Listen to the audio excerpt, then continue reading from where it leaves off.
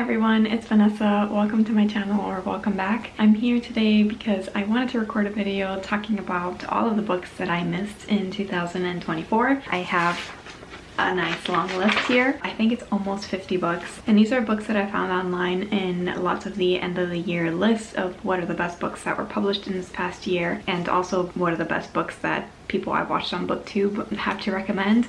So these are books that I hope to get to in this following year, kind of to catch up on what people really enjoyed in the last year. So we'll start with fiction, and we'll start with the 3 graphic novels that I've been wanting to get to, and that includes one of my favorite graphic novelists who I had no idea came out with a short story collection that's illustrated, and that is David Small. He published one of my favorite books, Home After Dark, as well as Stitches, which is probably his most well-known work. He writes really dark stuff, like gritty stuff. The Werewolf at Dusk. I put it on hold as soon as I found out about it. It's not very panel focused. It's a lot of like full page illustrations. It seems like it's a lot about aging. I find it so fascinating. David Small's like almost 80, or like about to be 80, and he's still creating things, which is pretty cool. And then another one that I'm really excited about is Blue Sky Through the Window of a Moving Car. If I recall correctly, it's like everyday things that we experience, so it's very slice of life.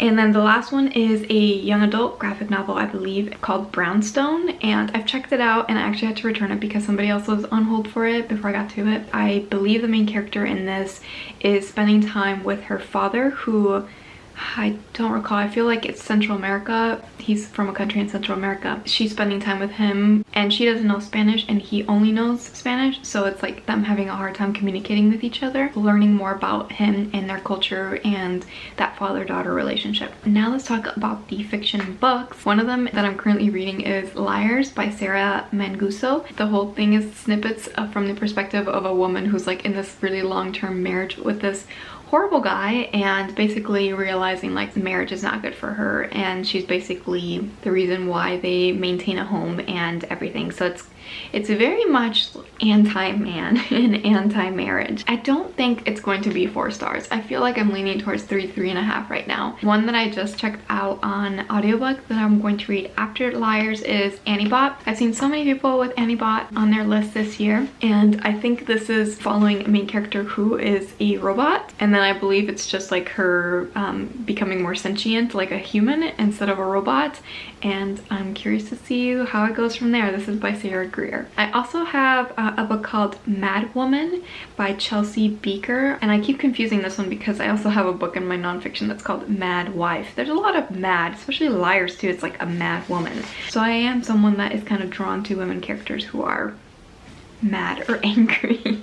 And this book, Madwoman by Chelsea Beaker, this kind of feels very similar to Liars. It says it's a gripping story of motherhood and mother loss and the brutal, mighty things women do to keep themselves and each other alive. It's about something traumatic that happened to her in her childhood, and it's, I think, about domestic abuse. What will it take to end the cycle of violence? Will the truth undo her, or could it ultimately save her? Then I also am interested in I Hope This Finds You Well. I think I heard this from Sunny Book Nook. I do think it's supposed to be comedic, and it's focused on like office culture. A wildly funny and heartwarming office comedy where an admin worker accidentally gains access to her colleagues' private emails and DMs and decides to use this intel to save her job.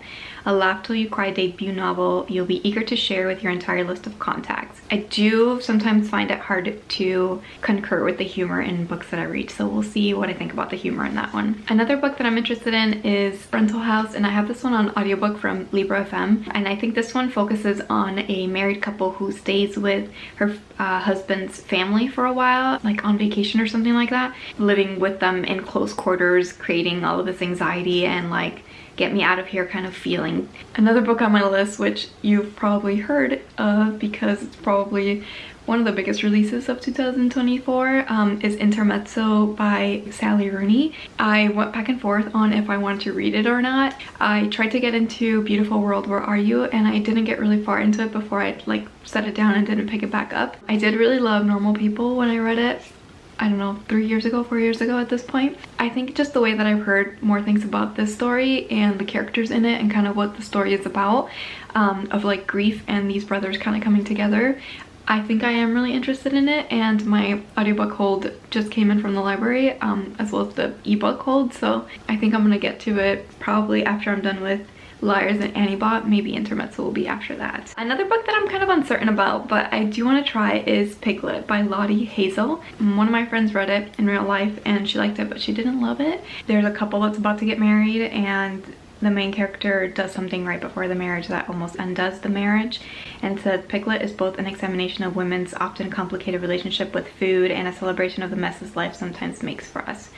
We'll see. I think I want to read it, but I'm scared that I'm not gonna like it. It has a really low average rating to it. It's like 3.44. A book that I've seen on plenty of people's best of lists here on BookTube, and also some lists that I was looking online, is Rejection by Tony Tullatimute. This one is like interconnected stories about really bad characters, or really hard to root for characters. It kind of seems a little bit like Liars that I'm currently reading, where it's like you're compelled to read about these people even though they're not great people. They're just really interesting and you want to see how the story unfolds. Then the next one that I really want to read is Fadi Judah's I don't know how you call it. Let's see if people online know how to call it. It says that Judah offers multiple ways of seeing the world through a Palestinian lens, a world filled with ordinary desires no matter how grand or tragic the details may be, and asks the reader to be changed by them. And it's poems, so I am interested to try this one out. One of my goals this upcoming year is to read more from Palestinian authors or perspectives. The next one is a translated work and it's Pink Slime. It's about a algae bloom that is like creating a new plague. It's a woman trying to understand why this is happening, both to like the outside world and also like her inside world is also falling apart. I'm also interested in Us Fools by Nora Lange, and this is supposed to be a story about two sisters that are coming of age in the 1980s in the Midwest during a farm crisis. It's a rambunctious, ambitious, and heartrending portrait of two idiosyncratic sisters determined to persevere despite the worst that capitalism and their circumstances has thrown at them. Another book that some in real life friends have also read that I'm interested to try out is Greta and Vivian. So it was first published in New Zealand. It's fresh, joyful, and alive with the possibility of love, and it's about a brother and a sister who are navigating queerness, multiracial identity, and the dramas big and small of their entangled, unconventional family. That sounds kind of sweet, actually, and the cover kind of makes it seem sweet, so hopefully it is. A kid's book that I'm excited to try out is Jasmine Warga's 2024 release, A Strange Thing Happened in Cherry Hall, and I just find it really fascinating how Jasmine Warga is so like open with her genres. She's written prose and books in free verse. She has written like sci-fi books with like a main character that's like a rover. She's written like realistic fiction. She's written, now with this book, I think it's like a mystery. So I just find her stories really fascinating, and that she's kind of open to trying different things and has a lot of different kinds of stories to tell. And then I also haven't gotten to Holly Jackson's new book, The Reappearance of Rachel Price. I believe this is a standalone, which I never finished all of the A Good Girl's Guide to Murder books. I'm always pretty satisfied by her mysteries. All right, moving on to nonfiction. Let's do the graphic memoirs and nonfiction first. I have a book called Feeding Ghosts. It's about 3 generations of Chinese women exploring love, grief, exile, and identity. It's genre defying. It follows her grandmother, her mother, and then her, starting from 1949 in communist China and escaping and surviving.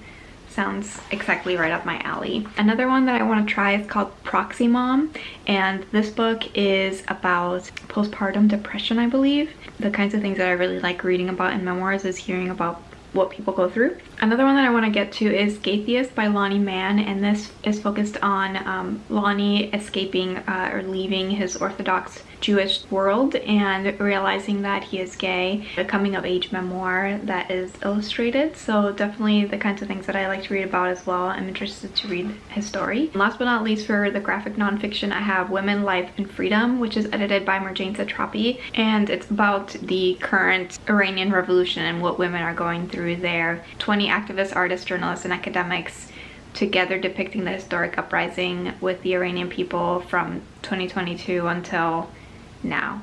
And now let's talk about the rest of my nonfiction. The first one is Die Hot with a Vengeance. I think the cover and the title is definitely what drew me in. It's Essays on Vanity by Sable Young, so it's looking at what we think about vanity and like beauty and what we think about ourselves. I also have Gather Me by Glory Adim. I've heard really positive things about this memoir. It's about the books that saved the person who founded Well Read Black Girl, intertwining the books with her life. The next one I actually have in person, and that's Grief is for People by Sloane Crossley. I think the cover also draws me in from its simplicity. I also saw a couple people post it on their best list here on BookTube, including Alex from What Page Are You On? I want to read Challenger by Adam Higginbotham about the Challenger disaster. I think what sealed it for me that I wanted to get to this, apart from it being everywhere, is seeing modern Ajuma talk about it. One that I'm kind of unsure about, I'm not sure if this is going to be for me or if I'm going to agree about, you know, the main points in this book, but I'm going to try it out,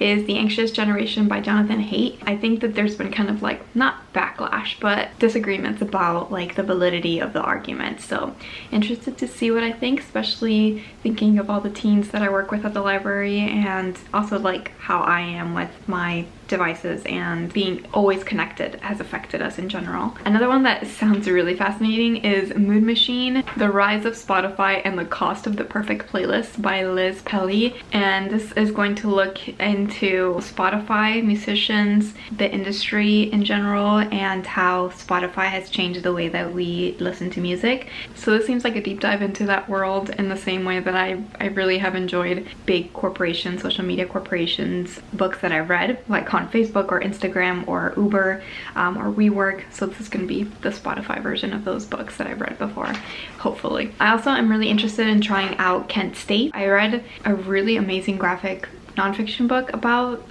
the tragedy at Kent State a few years back, and I was really fascinating learning more about like the background and the context. So I think it would be a good thing for me to also read this book, which has been well regarded this past year. I would love to read The Barn, The Secret History of a Murder in Mississippi. This is by Wright Thompson, and it looks into Emmett Till, but also looking into like the neighborhood and the things that were happening on the ground that created the environment for this to happen. A book that seems really academic and thoughtful that I want to try is The Right to Oblivion, Privacy, and the Good Life. The greatest things in life are the things that you don't share with everybody, basically, and how we should demand more of that in our own lives and want that for ourselves. The next book that I'm really interested in is a biography into Mary McLeod Bethune, who is one of the founders of Bethune-Cookman College in Florida, and it's called A Passionate Mind in Relentless Pursuit. I actually saw her portrait at the National Portrait Gallery this past weekend, and it made me excited to read this book again. One that I've heard mixed things about is Filter World, How Algorithms Flatten Culture, and I'm really interested to see, kind of similar to the Spotify book. Another book that I do have on me, on my person, is Disillusioned: 5 Families in the Unraveling of America's Suburbs by Benjamin Harold. Basically talking about how suburbia has changed over time, and it's not really what it was 50 or so years ago. Education looks into, I imagine, zoning and housing, looks into race as well, it looks like. I also read another book that was similar to this past year, that was set in North Texas. It's called They Came for the Schools, and it talked a lot about like how the suburbs in North Texas have really changed. So I'm curious how that will go in line with this book. I'm also really interested to read The Lucky Ones by Sara Chaudhry, and this is a memoir by a survivor of anti-Muslim violence in India and the resilience of its women and minorities, especially in the face of growing religious extremism. I want to read I'm Laughing Because I'm Crying by Youngmi Mayer. Amazing title and amazing cover. I don't know, the way that it's described kind of reminds me of Saigon by Phuc Tran, which is one of my favorite memoirs that I've read. It says that it's the retelling of her childhood as an offbeat biracial kid in Saipan, a place next to a place that Americans might know. She jokes through her difficult adolescence, where she must parent her own mother, who married her husband because he looked like white Jesus. And with humor and irreverence and full-throated openness, she jokes even while sharing the story of what her family went through during the last century of colonialism and war in Korea, while reflecting how years later their wounds affect her in New York City as a single mom, all the while interrogating whiteness, gender, and sexuality.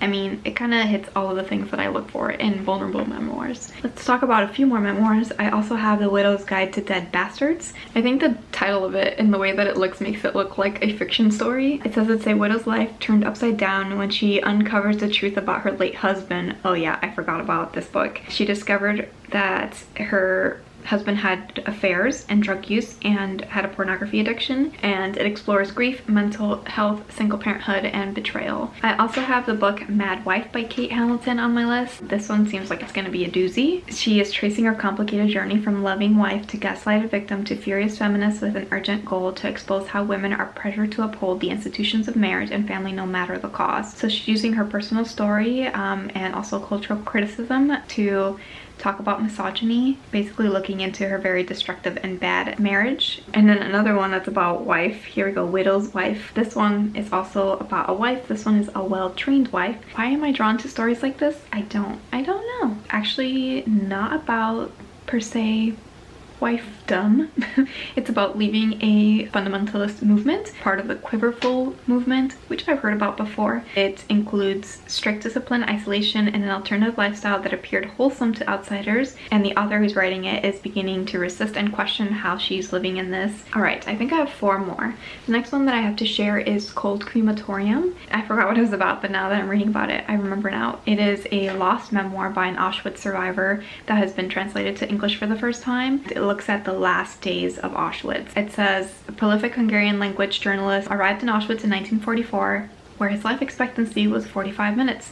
This is how long it took for the half-dead prisoners to be sorted into groups, stripped, and sent to the gas chambers. He beat the odds and survived the selection, which led to 12 horrifying months of incarceration and slave labor in a series of camps. Yeah, it says it's a haunting memoir rendered in the precise and unsentimental prose of an accomplished journalist. Another one is American Bulk, and this one is Essays on Excess by Emily Meister. And this book is going to look at like how much stuff we have in the world, like how easy it is to get things online. I'm really interested in this one. I think the cover is amazing and really draws you in. And then I have 2 more. One is Pixel Flesh, How Toxic Beauty Culture Harms Women by Ellen Atlanta. As you can see, this is similar to some of the books that I've talked about today as well, looking into beauty and how we see ourselves in this culture and society we live in. And then last but not least, I have The Devil at His Elbow, and this is looking into Alex Murdaugh and the Murdaugh murders that happened in South Carolina, I believe. I watched a couple documentaries of this, or I watched a documentary and listened to a podcast, and I feared that this book would be bad, but the reviews are pretty good, so I'm actually kind of interested in reading it because the reviews are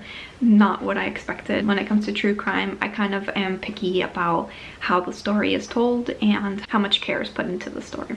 If you can believe it, that is all the books. I've been talking for like 40 minutes, and so I'm gonna go edit this video. Hopefully you enjoy it. If there are books in this that you have read and you recommend that I like bump up, that you think I should get to sooner than others, let me know in the comments. Or if I made you interested in one of these books for whatever reason, also let me know in the comments. And hopefully we get a lot of amazing readings done in 2025. Thank you so much for watching, and I'll see you in my next video. Bye bye!